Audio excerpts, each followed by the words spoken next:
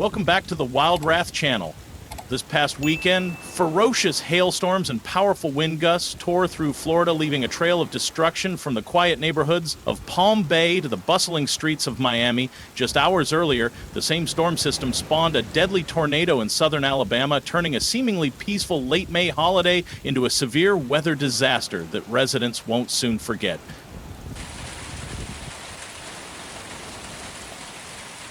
The first signs of trouble emerged just before noon on Saturday when radar from the National Weather Service in Melbourne detected vivid pink cores over Brevard and Osceola counties, signaling rapidly forming hail. With temperatures hitting 93 DEGF and the heat index soaring into triple digits, the sweltering humid air collided with converging winds from the Atlantic and Gulf of Mexico, setting the atmosphere ablaze. By 1:45 p.m., the NWS issued its second severe thunderstorm warning of the day, this time targeting northern Brevard.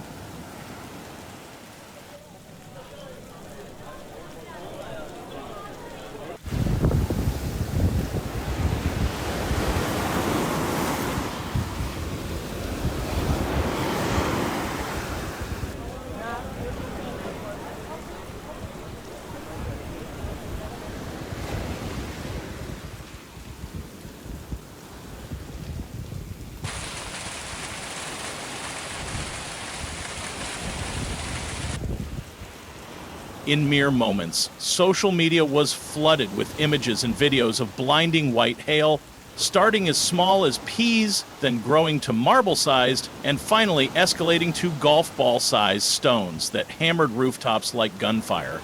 In Cocoa and Rockledge, residents reported shattered windshields, torn patio screens, and vehicles pockmarked with deep dents.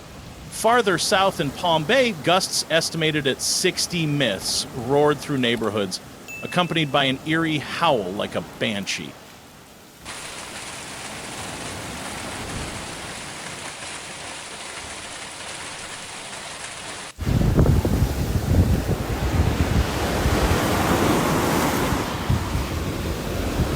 The fierce winds snapped tree branches and sent trash cans tumbling down driveways. A towering live oak, likely a century old, split in two at Tahoe Court, with a massive branch as long as a school bus crashing through the roof of a single-story home. PalmBay firefighters rushed to the scene, their chainsaws buzzing through the torrential rain as they worked to clear the wreckage.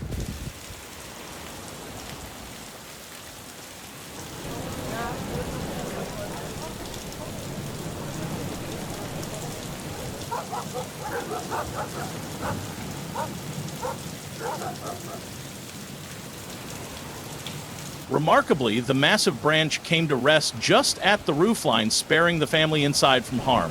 PalmBay Fire Lieutenant Sarah Nguyen described the scene vividly. The tree looked like it had exploded from the inside. You could see fresh wood rings scattered everywhere, like a peeled onion.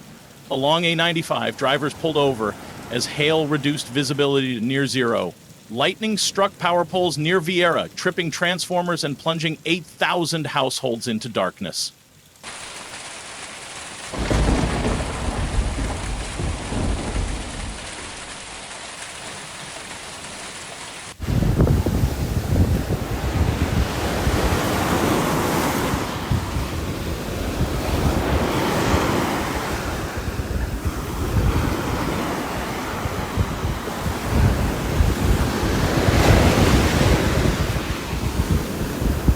In downtown Melbourne, over 3 inches of rain fell in just 45 minutes, overwhelming storm drains and turning Strawbridge Avenue into a river deep enough to nudge sedans sideways. As Central Florida reeled, the storm's focus shifted southward.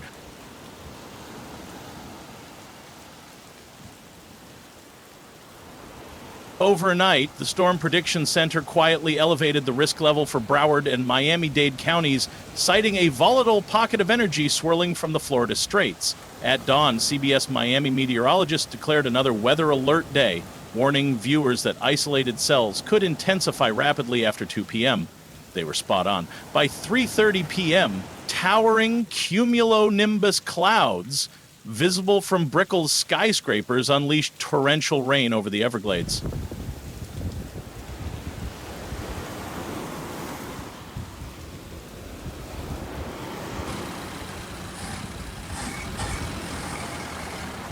Fueled by strong upper-level winds, these storms drifted eastward, slamming Miramar and Pembroke Pines first. Hail pelted parking lots outside Pembroke Gardens shops, sending shoppers scrambling for cover. Gusts up to 58 knots damaged traffic lights along Pines Boulevard and toppled dozens of royal palms, their root balls jutting from flooded medians. In Fort Lauderdale, lightning illuminated a waterspout swirling just off Las Olas Beach. Lifeguards herded tourists off the sand minutes before it dissipated, accompanied by thunder so close it triggered car alarms.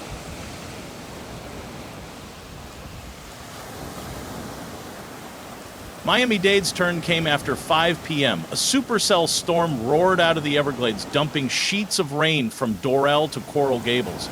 Meteorologists noted a rare brief hail core near Sweetwater, uncommon for this urban corridor. While Biscayne Bay vanished under a gray curtain of rain, flash flooding hit during the evening rush hour, stalling the Palmetto Expressway under standing water and slowing Metro Movers service to a crawl due to lightning near the Dade substation.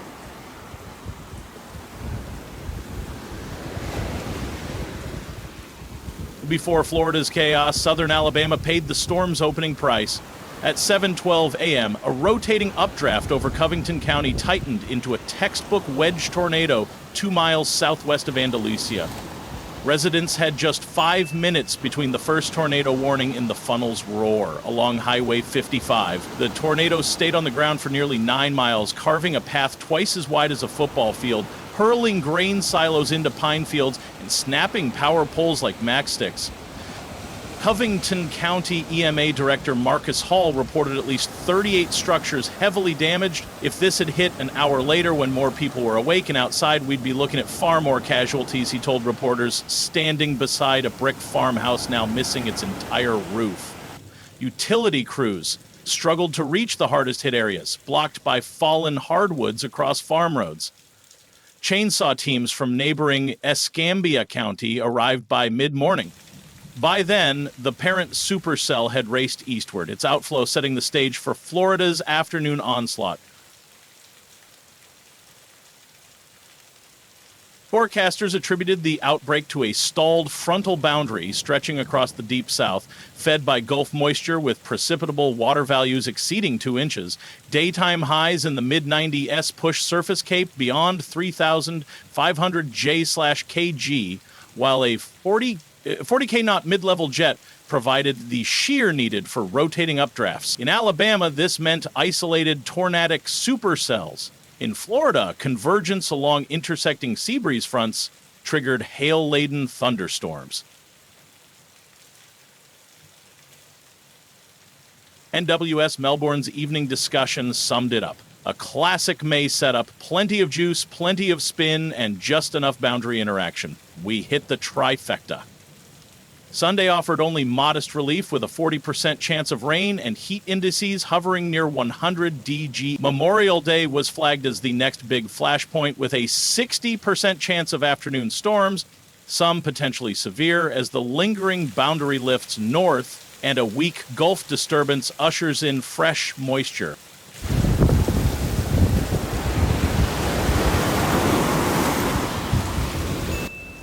In Alabama, Red Cross relief teams set up at Covington County's Kiwanis building, distributing tarps, bottled water, and hygiene kits. Engineers will begin formal damage surveys on Monday. Initial radar data suggests the Andalusia tornado may rate EF2 with peak winds near 115 mph. For now, residents across both states are tallying the toll. Dented cars, shattered sunroofs, flooded living rooms, downed power lines, and memories of a Saturday when the sky and ground seemed to swap places.